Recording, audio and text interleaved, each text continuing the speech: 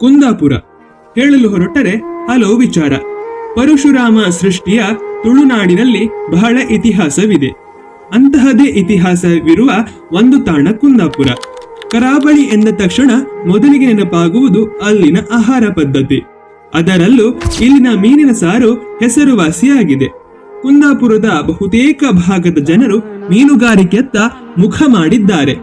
ಕರಾವಳಿ ಭಾಗದಲ್ಲಿ ಭೂತಾಯಿ ಮೀನಿಗೆ ಬೇಡಿಕೆ ಜಾಸ್ತಿ. ಭೂತಾಯಿ ಮೀನಿಗೆ ಬೈಗೆ ಅಂತಲೂ ಕರೆಯಲಾಗುತ್ತದೆ. ಹಳೆಗನ್ನಡ ಮಿಶ್ರವಾಗಿರುವ ಕುಂದಾಪುರ ಕನ್ನಡ ಕೇಳಲು ಚೆಂದ.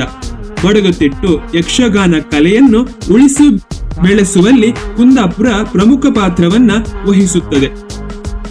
ಇನ್ನು ಕುಂದಾಪುರ ಹೇಗೆ ಮುನ್ನೆಲೆಗೆ ಬಂದಿತು ಎಂದು ನೋಡುವುದಾದರೆ, ವಿಜಯನಗರ ಸಾಮ್ರಾಜ್ಯದ ಪತನದ ನಂತರ ಬಲಿಷ್ಠರಾದ ಕೆಳದಿ ರಾಜರ ಪ್ರಮುಖವಾದ ಬಂದರು ಪ್ರದೇಶ ಕುಂದಾಪುರದ ಸಮೀಪವೇ ಇರುವ ಬಸರೂರಿನಲ್ಲಿ ಇರುತ್ತದೆ. ಪೋರ್ಚುಗೀಸರು 16ನೇ ಶತಮಾನದಲ್ಲಿ ಇಲ್ಲಿಗೆ ಬಂದು ನೆಲೆಸುತ್ತಾರೆ. ಹಾಗೆ ಇಲ್ಲಿ ಕೋಟೆಯನ್ನು ಕೂಡ ನಿರ್ಮಾಣ ಮಾಡುತ್ತಾರೆ. ಆ ಸಮಯದಲ್ಲಿ ಬಸರೂರು ಪ್ರಮುಖ ಪಟ್ಟಣವಾಗಿತ್ತು. ವ್ಯಾಪಾರದ ಎಲ್ಲಾ ಚಟುವಟಿಕೆಗಳು ಬಸರೂರಿನಲ್ಲೇ ನಡೆಯುತ್ತಿತ್ತು. ಕ್ರಮೇಣ ಬಸರೂರು ಪ್ರಾಮುಖ್ಯತೆಯನ್ನು ಕಳೆದುಕೊಂಡು ಕುಂದಾಪುರವು ಅಭಿವೃದ್ಧಿಯತ್ತ ಸಾಗುತ್ತದೆ. ಪಡುಕೋಣೆ, ತ್ರಾಸಿ ಕಡಲ ತೀರ, ಕೋಡಿ ಬೀಚ್, ಬೈಂದೂರಿನ ಸೋಮೇಶ್ವರ ಕಡಲ ತೀರ, ಕೋಸಳ್ಳಿ ಜಲಪಾತ, ಸಾಯಿ ವಿಶ್ರಮ್ ಬೀಚ್ ರೆಸಾರ್ಟ್ ಸೇರಿದಂತೆ ಇನ್ನು ಹಲವು ಆಕರ್ಷಣೀಯ ಪ್ರವಾಸಿ ತಾಣಗಳಿವೆ.